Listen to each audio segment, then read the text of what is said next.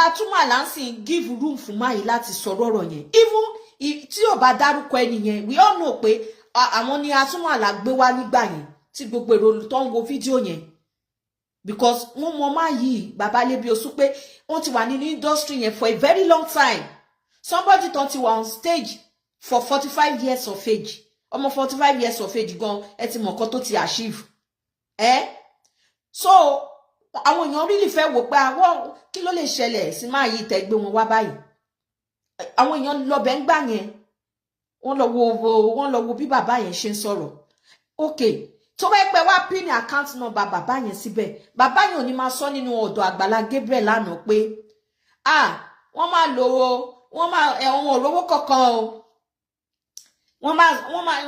wọ́n sọ pé account wọn náà máa pin sílẹ̀ o oyin tá fi sọ fẹ́yìn pastor nìyẹn you may see it pé arábìnrin yìí whatever nonsense tẹ́ bá fẹ́ sọ I don't give a damn about whatever you wanna say but truth must be told because téèyàn bá sòótọ́ fún yín tẹ́ bá ti réyàn tó sòótọ́ ó máa pẹ́pẹ́ lómìn ni ó máa how long no máa deceive wa mọ́ kò yé tó bá yẹ pé bàbá Atúmọ̀ Àlà lo àkáǹtì máa yẹn that very day any amount táwọn èèyàn bá fún kó máa wọlé síbẹ̀ ṣé kìí ṣàánú àwọn èèyàn ni èèyàn tí téèyàn yẹn bá wà okay ṣó máa wá tọrọ wá sá ó máa beg fún yín he will not come on your platform kó wá máa di beggar now come on man èèyàn á dọ̀bálẹ̀ á máa bẹ̀yìn ẹjọ́ ṣàánú òun ẹ̀ fóun lówó and at the end ẹ̀ lo vulnerability that person mọ̀ pin account yín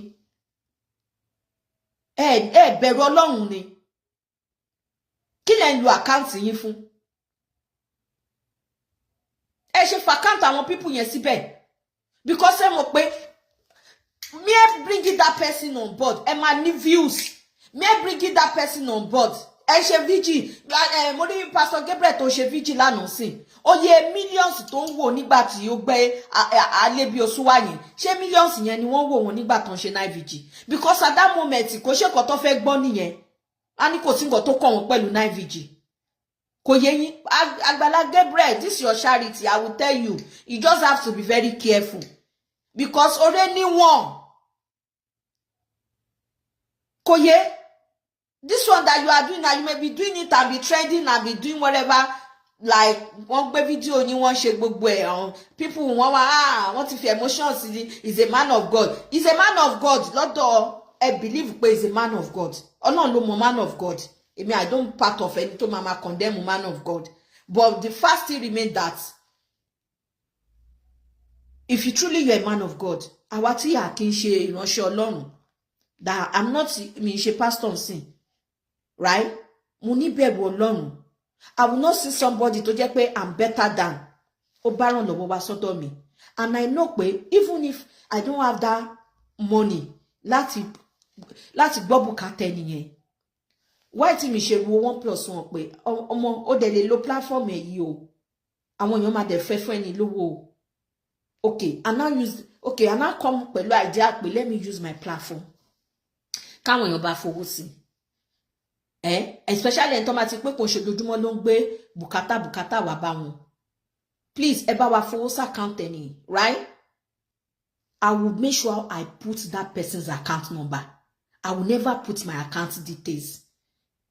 Putting your account details doesn't make any sense. It's a way of scamming people, for God's sake. Why will a so-called pastor be scamming our place privilege? It's very ridiculous. This nonsense, only that is stop. Somebody that needs help at that moment. Eworu baba yẹn lánàá yẹn bó ṣe dọ̀bálẹ̀. Somebody to see one stage for 45 years of age, 45 years on a stage. Really, baba yẹn, baba yẹn is not the type to sanra ni. Àwọn tó máa ti rí talking sanra bẹ́ẹ̀ yẹn, age ti lọ lórí wọn. At least kó tó di pé wọ́n ti act on stage. Bóyá baba ti wà ní bí over 20 years of age. Kede add them 45 years. Ewéjì baba yẹn. Ma yìí need help. Ebe lọ nílé wọn lánàá rí gbogbo bínú lẹ́yìn ṣe rí. ilẹ̀ tán ni wọ́n fún wọn gan lẹ́yìn ọ̀tọ̀ ilẹ̀ tán sọ pé àwọn ṣáà struggle. Masali kaoribaya kasaida ya gaba. Gbọ́rọ̀ àṣẹ látẹnu mi. Ìwọ tó lè ṣàmì lórúkọ Jésù. Ọ̀dájú ogun tó ní tóun bá rẹ́yìn òun ò ní padà. Lórúkọ Ọlọ́run bàbá tọmọ tẹ̀mí mímọ́, iná Ọlọ́run kó jó dànù. Orúkọ mi ní Prophet Ṣólóyè Táíwò, bàbá orí òkè àṣẹ àtagbára. Látorí òkè àṣẹ àtagbára tó wà ní Gbẹ̀ǹkú area, Olódó garage nílùú Ìbàdàn. Masadali kapa gbọ́rọ̀ Olúwa. Ọ̀dájú ènìyàn tó ń bá ọ rìn tó lóhùn ní jẹ́ kó rógòlù láyé. Irú ẹni bẹ́ẹ̀ lórúkọ Jésù idà ọ̀run kó gé wọn dànù. Wòmísà, Olúwa rán mi sí ọ̀pọ̀lọpọ̀ àwọn ènìyàn. Kí ni tó Olúwa dẹ̀ fi rán mi sí ọ? Òun náà ni pé má sọ ìrètí nù. Dádì àti mọ́mì jọ̀ọ́, mo bẹ̀ ọ́, ó lè ti gbàdúrà lóòótọ́, ó lè ti gbààwẹ̀ lóòótọ́, ó lè ti lọ oríṣiríṣi orí òkè lóòótọ́, ṣùgbọ́n sá Olúwa ní kí n sọ fún ọ pé gbogbo ohun tó ń béèrè tó ti rí yẹn má sọ̀rọ̀ ìtínú. Tó bá ṣeé ṣe, oh my God, tí Jésù bá lè jí Lásárù òkú ọjọ́ mẹ́ta, òkú tó ti kú fún ọjọ́ mẹ́ta tó ti ń rùn táwọn èèyàn ti ń wò pé báwo làwọn ṣe fẹ́ ṣe, tí agbára Ọlọ́run bá lè jí òkú yẹn dìde, gbogbo ohun tí wọn náà ń lé tó dàbí pé kò tí tẹ̀ ọ́ lọ́wọ́ máa sádàlíkàbà Olúwa ló máa ṣe fún ọ. Gbọ́ mi sà, ṣé ìgbéyàwó tiẹ̀ gangan òun ló dàrú ni? Oh my God, ṣé iṣẹ́ lòun wá tó ò tí ì rí? Masadali kaparibaya kasaidaya. Ṣé ìgbéga ló ń wá lẹ́nu iṣẹ́ tó ti rí? Kí ló ń tó o ti ń dààmú káàkiri? Ṣé ọmọ tó ti ẹ̀bí ló ń fún ọ ní wàhálà ní gbogbo ìgbà tó o ti lọ káàkiri tó dàbí pé o ti rí ọ̀nà àbáyọ?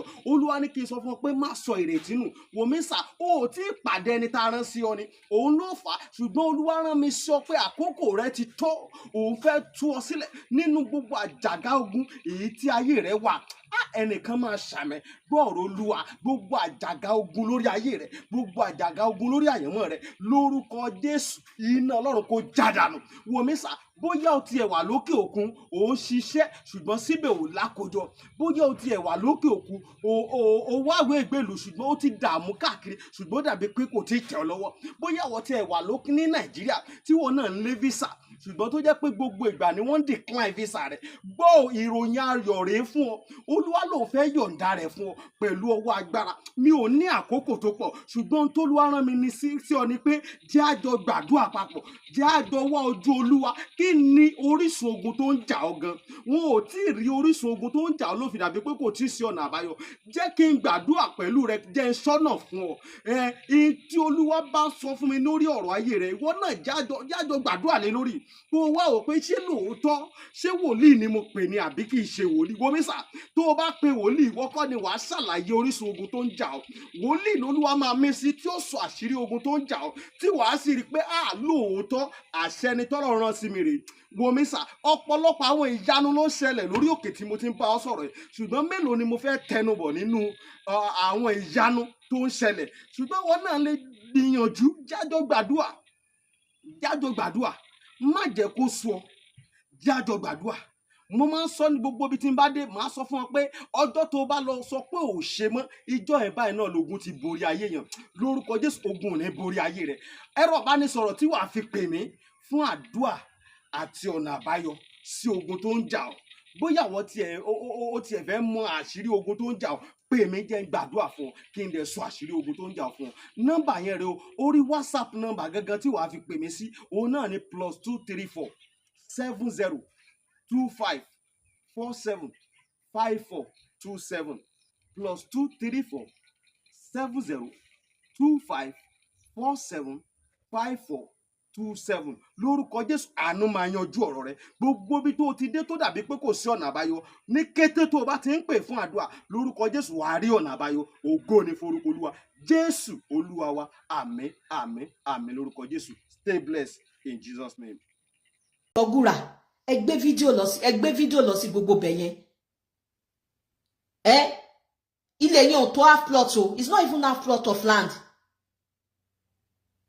Where is your conscience? Is it a must to do charity?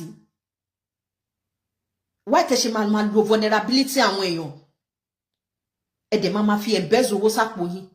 These are the so-called pastors tó jẹ́ pé in our society today, àárín nǹkan tó tangible tán ṣe.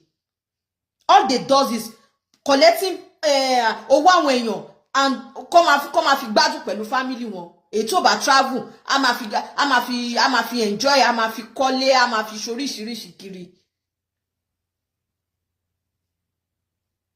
Ẹ lè owó tẹ́ rí yẹn tẹ́ ń gbà lọ́wọ́ àwọn mẹ̀kúnnù yẹn, ẹ lè lọ fi ẹ̀yin náà ti ẹ̀ ṣe kọ́kọ́ sọ pé nǹkan tẹ́yin náà ṣe ní Nàìjíríà lélẹ́yìí. Bó jẹ́ pé ẹ máa kọ́ ibi táwọn ìyá arúgbó àwọn opó kẹ́kọ̀ọ́ èwo ní ká máa èwo ló ń jẹ máa sún jẹ ńjọ́ Sunday gan tó bá yá sí àwọn èèyàn máa rí the meaning sí nǹkan tẹ́ ń ṣe yẹn. Ẹ kẹ́kọ̀ọ́ mọ̀ ẹ stop gbogbo fọ́kìrì yẹn. Táwọn èèyàn bá dákẹ́ wọ́n kò keep quiet ni because wọ́n wo ọjọ́ tí pálábá yín tó bá máa ṣe kíni. Èèyàn tó bá fẹ́ràn yín ló máa sọ òótọ́ fún yín. I don't have to call you, I don't have your number. Me dey ma wa number kiri because when you did your gbogbo whatever that you are doing is on social media. So if I want to address it, I will address it on this public domain. Just Sunday ẹ gbà àwọn èèyàn. Ó yẹ wọ́n tó máa gbóúnjẹ. Ẹ kàn fi gbogbo yẹn a mọ bó ṣe ń lọ. Ẹ má máa fi yẹn ẹ má máa fi ṣe camouflage fún wa.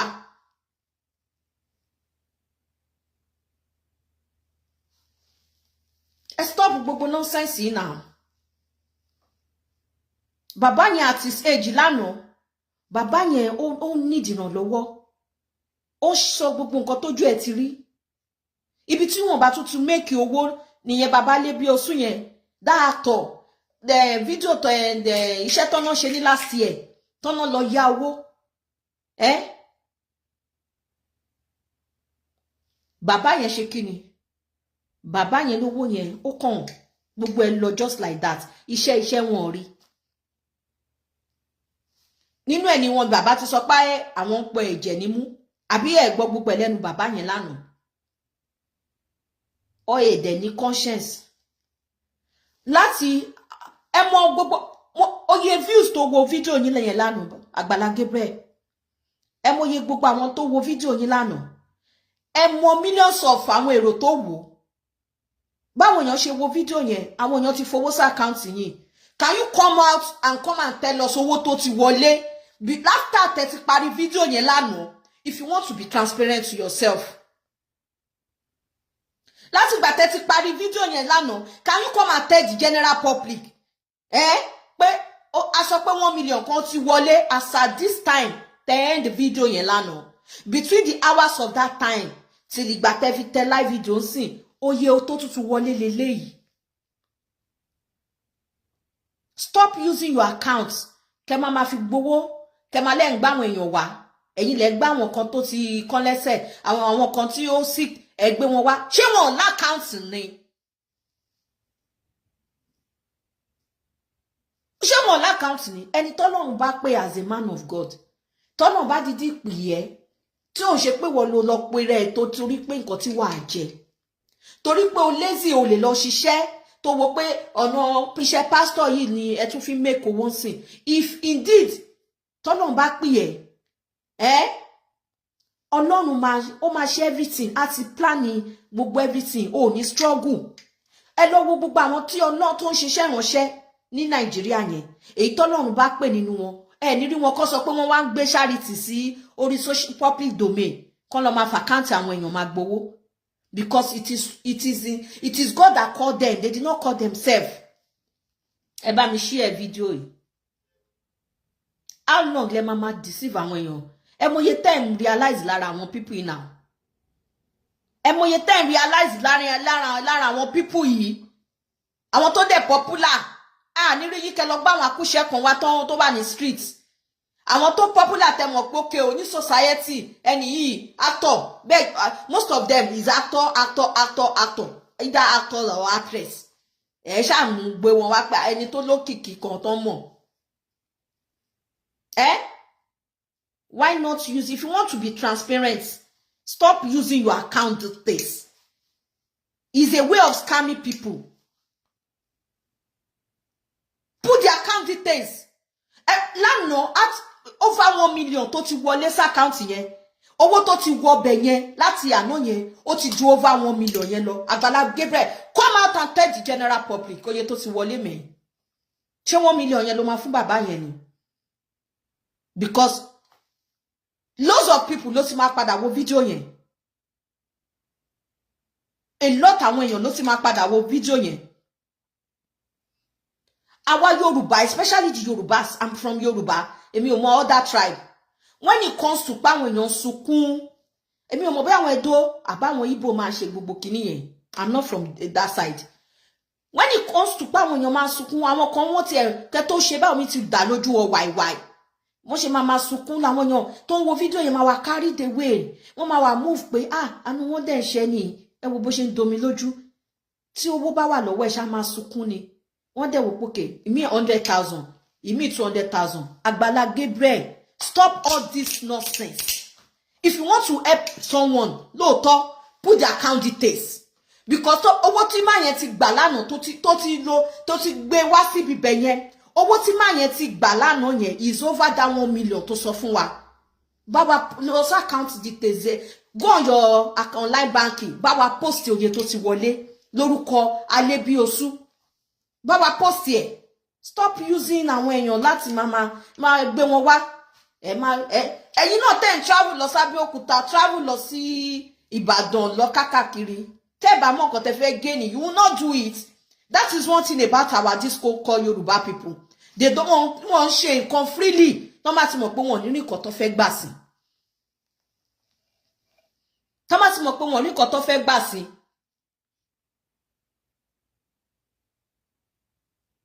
Kò yé? You are bringing these actors and actresses, right? Because ó mọ̀ pé traffic máa wà lórí page ẹ̀. We all know that àmọ́ bó ṣe ń lọ. Okay, bringing them, ó fẹ́ help wọn. Tó bá fẹ́ ṣoore yẹn lóòótọ́, kó jẹ́ tẹ́wọ́ gbà. Stop using your account details. Put the account number there. Me, I'm not type of a blogger that always talk about pastor on social media. But when it comes to pay, káwọn èèyàn okay, kò need ìrànlọ́wọ́. Wọ́n bá ìrànlọ́wọ́ wá. If these people are okay, you will not see them on your platform for crying out loud. So why tó ṣe lo account ẹnìyẹn? Ẹnìyẹn l'account náà kò lè búrú. Tíyàwó ẹnìyẹn bá l'account ọkọ máa ní. Why tẹ́ ṣe lo account for àwọn ẹnìyẹn? Why tẹ́ ṣe máa always lo account yín? Ṣé gbogbo owó tó ń wọlé after tó jẹ́ pé millions of people tó ti wo video yẹn, tó ti fi owó sí. Ẹ lè ṣe kí kọ́ńkọ́n tó bá go live báyẹn ti rí account details wọn wá ti pin ẹ̀. Àgbàlá Gabriel account details. A tún máa ṣe video gan la tún máa porúkọ account yẹn. Ẹ stop gbogbo nonsense. You kọ́ tó bá ẹ lọ ṣiṣẹ́ ṣe bí ṣọ́ ìránṣẹ́ lẹ gbà. Ṣé èwo ni ṣe ebi ṣé Olúwa lẹ́lẹ́ gbà. A rò pé ó yẹ ká máa rí yín nínú church, ká máa always inú church ni ká máa ṣe counseling. No ṣe máa bring all these people, bring them on your platform. It's not what me I have problem with. My problem is stop using your account. Use these people account for crying out loud.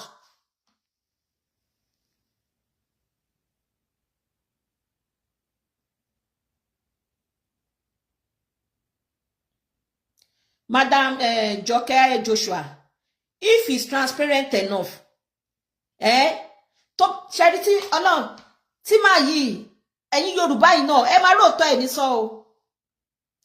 Most of you mọ̀ pé nǹkan yìí tó ń ṣe lórí platform ẹ̀ wà okay. If he has his own charity, kò ṣe máa lo charity ẹ̀, ṣe bí àwọn wọ́n ṣà ń dáwó sínú charity ẹ̀ yẹn, kò ṣe máa lò. Wà tẹ live show, wà tẹ orúkọ actor tó bá gbé wá. Ìwọ tó type gbogbo orúkọ yẹn, why tó ṣe fi account ẹni yẹn sí pé kàn fi owó sí? Why using your account? If and you said it's transparency. Ọlọ́mọ ìkí máa yẹn. Pẹ̀lú gbogbo nǹkan tó ń ṣe sí Nigeria, if they don't tí wọ́n bá ṣe kíní wọ́n they are washing in. Any slight mistake in sin, this so-called you people, then fún ní support online, you be the one tẹ́ tún wá mama tackle ẹ̀. His own is too much. We know this our Yoruba people the way they operate. His own is too much. Show nìkan ni akọ̀máwò láti ẹjọ́ yìí. You will say it.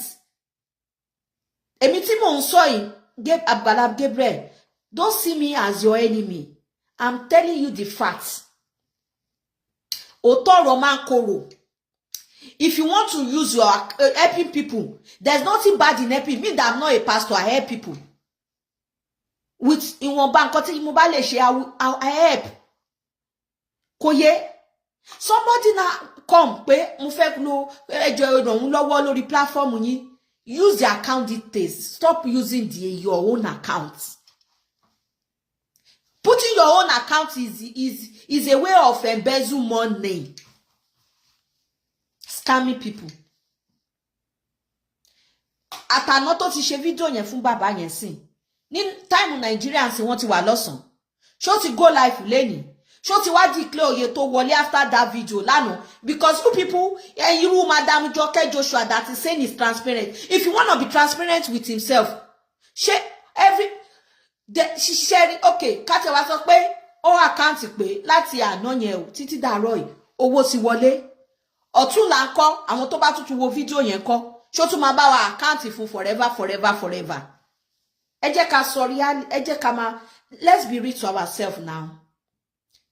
Ẹ jẹ́ ká máa sọ reality. Once bó bá tó bá tiẹ̀ mọ̀ pé ó máa sọ nígbà gbogbo for once in a while máa sọ.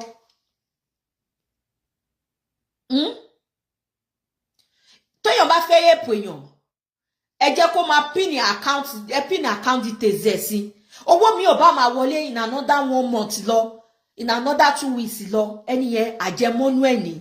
Ẹ yé máa lo account yín láti máa pin account details. Ṣé bẹ́ gbọ́ nǹkan tí bàbá Lebiosu sọ nínú fídíò yìí, ibi tó bá ràn lọ́wọ́ lọ, which is Prophet Alala. Mo tún padà sọ́dọ̀ Prophet Alala. Prophet Alala ó gbé máa yí wá, right? Ó ní pé bàbá Lebiosu bá ti ẹ mọ̀ pé bàbá yìí ti pẹ́ nínú industry bla bla bla like that. Bàbá náà kí wọ́n ṣe gbogbo ẹ̀ lórí live video yẹn. Nísìn bàbá Lebiosu wá lọ sọ́dọ̀ Àgbàlá Gabriel. He was saying it on that video. Ẹ̀yin tẹ́ bá ti gbọ́ part video yẹn. Ní gbogbo video wọn tí mo gbogbo nǹkan tó ń ṣe lánàá lórí video yẹn, ibi tí mo pick point lé lórí nìyẹn. Ibi tá attention mi lọ nìyẹn pé White ẹ lọ sọ́dọ̀ ọ̀dọ̀ Alásùnmọ̀lá rówó kọ̀ọ̀kan. Wọ́n fún yín lówó kọ̀ọ̀kan o. Bí bàbá yẹn ṣe sọ ni. He only used his name to do what? Láti disguise pé àwọn fẹ́ help máa yẹn. He did not see any money. Ìgbà tí Àtúmọ̀lá máa contact máa yẹn, ó jẹ́ kó mọ̀ pé account àwọn làwọn máa gbé sílẹ̀ o. And these are the people that they call themselves man of God. Kí lẹ́yìn? I don't understand. Man of God. Ṣé man of God ti yín ṣọ́ni kẹ́ máa tax àwọn èèyàn less privilege ní? Ṣé man of God yín ṣọ́ni kẹ́ máa gbà lọ́wọ́ àwọn mẹ̀kúnnù ní? Ṣé bẹ́ẹ̀ ni iṣẹ́ Olúwa lẹ́ ń ṣe? Torí ìgbà tí ní last year tí bàbá Lebiosu tọrọ wọn máa trend, Àtúmọ̀lá ló gbé wọn wá sórí platform ẹ̀. Tàti ẹ̀ wò pé Àtúmọ̀lá náà tuntun ṣe charity níbi Àgbàlá Gabriel ni. So bàbá yìí tún sọ lánàá náà in tó ṣe fún nígbà yẹn. Ó tún sọ, èyí ká welcome on board Sister Shade, good afternoon. Ó tún sọ, ó ní pé wọn ò rówó ẹni nǹkan tó dẹ̀ kí máa yẹn sọ ni pé ó tètè fi action sí ní ibẹ̀ yẹn pé kẹ́yìn èèyàn máa wò pé ṣebí wọ́n gbé yín wá ní láti ẹ̀ bàbá yẹn kúkú voice out torí ó mọ̀ pé most of you máa rò pé ṣebí òun lọ bì kan ní last year which is ọ̀dọ̀ Alátúmọ̀lá kò máa fóun lówó o ṣé ló sọ pé òun máa lo account details òun. Okay, after ó lo account details ẹ fi gbowó lọ́dọ̀ ẹnìyẹn ẹ jọ̀ọ́ ṣé ẹ ti bá wa ẹ ti sọ pé pàtó iye kan tẹ fún máa yẹn lélẹ́yìí ẹ kàn lo account details yín ẹ fi gbowó lórúkọ ẹ deliver owó because for that man to be saying it tí gbogbo àgbáyé ń gbọ́ lánàá that means he did not see any money. He did not see any money. Tí máa yẹn bá rí owó ni tó mọ̀ pé ẹ send owó sí wọn for real tó mọ̀ pé táwọn bá parọ́ mọ́ yín ẹ máa lọ post receipt tẹ́ fi sanwó máa yẹn ò ní sọ bẹ́ẹ̀. That means pé bàbá Lebiosu you people just use it that man ẹ kàn lórúkọ ẹ̀ láti fi powó ni. ẹ máa powó ẹ máa lórúkọ lórúkọ fi powó ẹ lọ máa fi ra ajá ẹ lọ máa fi ra Australia dog ẹ lọ máa fi ra Australia dog ẹ stop gbogbo nonsense now ẹ stop using all these actors actresses if you want to help them some of them they are not okay lóòótọ́ they financially they are not that buoyant they need your help and this is social media platform tó ń lè lò láti fi wo àwọn tẹ́rí tó ń rí ṣe nínú industry wọn àwọn tó kàwé nínú wọn ni àwọn tó kàwé tó jẹ́ pé ókè o with ìwé tó ń kà wọ́n ti wò pé àwọn ò fẹ́ sí ní level yìí wọ́n ti ṣe kíni wọ́n ti tètè mú 1+1 ẹ lọ wo gbogbo àwọn bàbá ayé bàbá tó ti pẹ́pẹ́pẹ́ nínú industry yẹn tẹ́ bá kó mẹ́wàá nu wọn síta náà ni àfúnú wọn máa complain pé kò sí nǹkan nínú industry because ayé ńgbà táwọn bàbá yìí ṣe tó ti ń ṣeré bọ̀ kò dàbí ayé tá wà ń sìn ayé gbà yẹn kò sí YouTube but these are the àwọn bàbá yìí àwọn ìyá yìí tó jẹ́ pé wọ́n ṣiṣẹ́ yẹn lóòótọ́ lódodo wọ́n lo energy wọn so èèyàn tó dẹ̀ jẹ́ pé ó ti serve yín ó ti múnú yín dùn ẹ ti wo fíìmù ẹ̀ lóríṣiríṣi ó ti kọ́ yín lọ́gbọ́n tó bá wà nínú difficulties ó yẹ kẹ́ ràn lọ́wọ́ tó bá jáde tó bá pariwo kò sí nǹkan tó bá wá bá wọn ràn lọ́wọ́ wá sọ́dọ̀ yín because at that point in time they wọ́n need the help. They need you people to help them. If they are okay, you will not see them. Ẹ lọ wo Baba Bello. Have you ever seen Baba Bello kó wá máa sọ pé kán fóun lówó? They rí wọn because àwọn yẹn wà okay. Have you seen Baba Kosoko kó sọ pé kán fóun lówó? Àwọn yẹn, these are the people that they are okay. But the one that wọ́n need ìrànlọ́wọ́, tó bá wá sórí social media pé wọ́n fẹ́ lo social media platform láti fi make it pé káwọn náà kán lo avenue yẹn fi wá owó. Ṣó wá yẹ kó jẹ́ pé ẹ̀yin so-called pastor tẹ́ ń pé ń gbé wọn wá yìí ẹ̀yin pastor yìí náà lẹ ń gbé wọn wá o ẹ̀yin pastor yìí lẹ ń gbé wọn wá o ṣó wá yẹ kó jẹ́ pé ẹ̀yin tẹ́ ń gbé wọn wá yẹn lẹ́ẹ̀mọ̀ ṣe kíni lẹ́ẹ̀mọ̀ pin account details yín putting your account details as a pastor is a way of scamming them. Stop scamming people systematically scam wọn ni ṣé gbogbo owó yẹn lẹ máa ń deliver ni. Somebody told them pé tẹ́ bá lo tẹ́ bá gbé wá platform yìí ẹ máa traffic máa command traffic. Why not you use the account details kẹ́ fúnra yín ní iyì kó má di pé wọ́n wá máa tepo sálà yín tó bá yá. Ṣé mọ̀ pé rúkọ tí má yìí sọ bàbá Lébíosún tí Àgbàlá Gabriel bá gbẹ́ lómi náà wà ń jọ́ mi náà ẹlòmíì náà àtúnṣọrú ẹ̀ s'Àgbàlá Gabriel.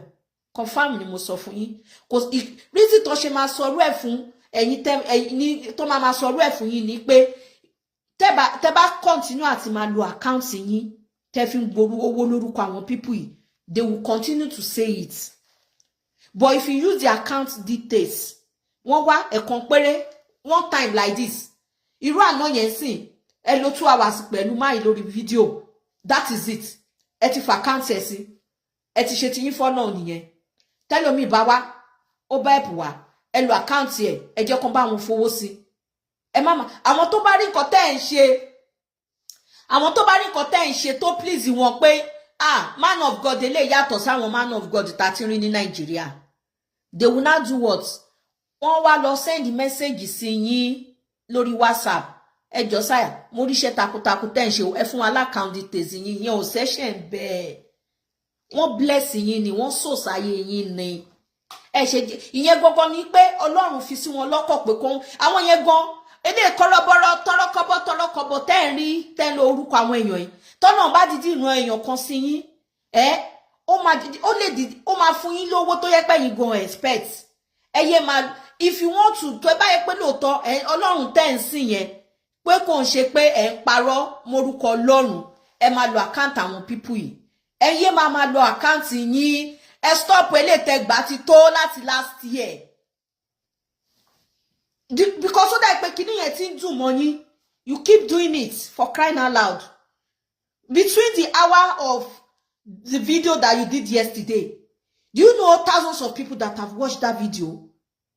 Àwọn èèyàn Yorùbá wa wọ́n máa ti wò báyìí tí bàbá ti dọ̀bálẹ̀ ẹ jọ̀ọ́ bàbá go tún fi àwọn action orí fíìmù wọn yẹn sí. You will not see that video lánàá tó ní wá carried away. Èmi wo video yẹn now, I was like, mo feel fún bàbá yẹn. Kò yé, nígbà tí bàbá yẹn sọ gbogbo nǹkan ṣe mọ̀ bó ṣe bí ó ṣe jọra fún wọn. Ẹ wá wo gbogbo èrò tó ti wò. Ẹlòmíì bó ṣe ń wò yẹn á ti mú fóònù ẹ̀. Àkáǹtì ẹni tán fi síbẹ̀ ni Àgbàlá Gabriel Foundation. Ó yá 100,000, 500,000. Àgbàlá Gabriel, you need to come and explain to us. O kàn lè lórúkọ Adéobi Oṣúlànà yẹn over 1 million tó ti declare yẹn, another owó ti wọ bẹ̀ yẹn. Point mi nìyẹn, another owó ti wọ bẹ̀ yẹn. Stop using vulnerability àwọn people yìí. Stop this for crying out loud. Kí ní mass feelings ni. Èmi kò tí mi jẹ́ ìránṣẹ́, tí mi ṣe pastor gan, tí mi gbàṣẹ Olúwa. Mo ní feelings ẹlẹ́ran ara bí tèmi pé èèyàn ẹlẹ́ran ara bí tèmi leléyìí. Sister Nancy Spain, good morning. Sister Adebukola, good morning. Koye, I have that woman's feelings pé these are ẹlẹ́ran ara bí tèmi tó wà nínú condition báyìí. Nígbà táwa tá ṣiṣẹ́ ìránṣẹ́ Ọlọ́run, tá bá fi bẹ̀rù sí nǹkan tá ń ṣe. Tá bá fi bẹ̀rù sí bo àwọn aláyé bíbàjẹ́ kan sí tó jẹ́ pé fancy Àgbàlá Gabriel. Don't mind that. She want to use Àgbàlá Gabriel name to trend. Trend call. Trend ni. Tẹ́mi bá fẹ́ lo Àgbàlá Gabriel fi trend. All this while tó ti ń ṣe ni màá ti máa go against it. But mo wò pé no, téèyàn bá ti ń ṣe kan tó ti study ẹnìyẹn títí tẹ́nìyẹn tún ṣe tó ń ṣe lójoojúmọ́. I need that ṣe kí ni call attention ẹnìyẹn. It's not about èèyàn fẹ́ bring èèyàn down. Ọ̀rọ̀ tí mo sọ is as simple as ABC. Bringing all these people tó jẹ́ pé wọ́n popular ní society wa. Bring all these celebrity. Ẹ bá dé wá Àgbàlá Gabriel, most of tó bá gbé celebrity 8% wá sórí platform ẹ̀. 2% out of 10 ló máa jẹ́ àwọn bóyá tó fẹ́ lọ ṣe operation tó ní ìdòwó. Èèyàn fẹ́ lọ ṣe operation tó bá parí lọ operation yẹn. Ó máa ní ìdòwó láti fi treat ara ẹ̀. Àgbàlá Gabriel, you still put your account details on it. Oh, ní conscience ni. Where is your conscience for crying out loud?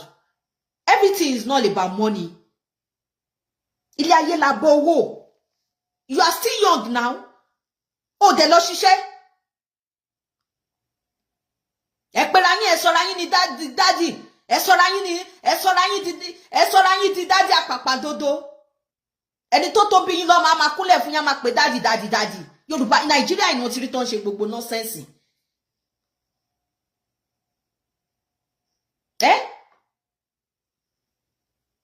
Èèyàn ó wà lọ́spítù.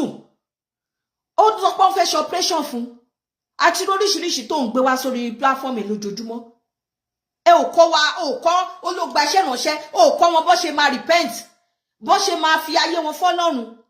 Mi rí kó ṣe Sunday service ẹ kó sọ pé àwọn tó bá fẹ́ fàyè wọn fọ́lọ́run kan wá. Ọ̀nà owó gan lẹ́tí jẹ́ káwọn èèyàn kan repent kúrò nínú nonsense tó ń ṣe. Àfi kẹ́kẹ́ parí service 2-3 hours. Àmàlà sports. Akúkú ti lámàlà sports ń sìn. À ń pàmàlà lé ní o.